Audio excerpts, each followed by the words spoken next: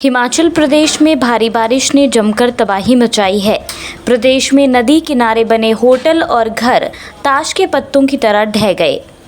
इसके अलावा नदी के तेज बहाव में पुलों के बह जाने ने भी काम की गुणवत्ता पर सवाल खड़े कर दिए हैं।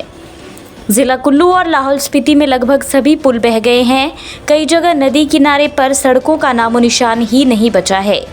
नदी किनारे बनी सेफ्टी वॉल बह गई।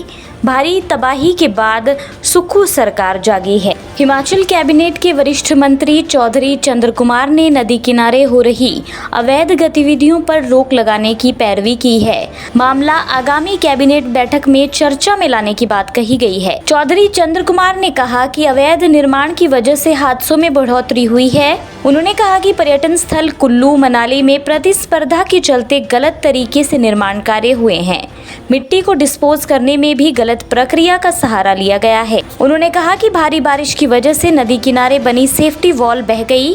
कई पुल भी पानी के बहाव में बहते नजर आए। इससे काम की गुणवत्ता पर सवाल खड़े हुए हैं। क्या बोले कृषि मंत्री चौधरी चंद्र कुमार, सुनिए विस्तार से। जो इतनी बड़ी डिवास्टेशन हुई है, बरसात हर बार होती है, लेकिन इस बार ठीक है कि बरसात ज़्यादा है।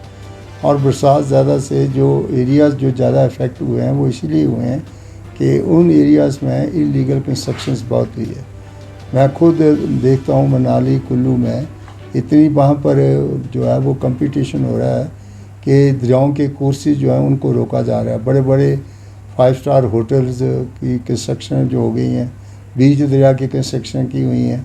क्वालिटी ऑफ वर्क भी हमारा बहुत पुअर है, क्योंकि ब्यास सतलज उनके डाउन स्ट्रीम जितने ब्रिजेस हमारे बने हैं, पुराने ब्रिजेस को आप देखिए वो बिल्कुल इंटैक्ट हैं और फ्लड लेवल से ऊपर बने हुए हैं।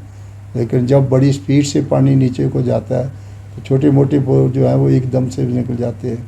अभी उसका सबसे बड़ा उदाहरण जो है वो कुल्लू के जो ब्रिज हैं वो सारे बह गए हैं। इस तरह से मैं देख रहा हूँ लाहौल और स्पीति के ब्रिजेस जो है वो सारे बह गए हैं। बड़े पैमाने के ऊपर जो है वो ज़्यादा तबाही इसलिए भी हुई है कि बहुत बड़ा खनन जो है वो इन इलाकों में दरियाओं के डाउन स्ट्रीम और अप स्ट्रीम में हुआ है।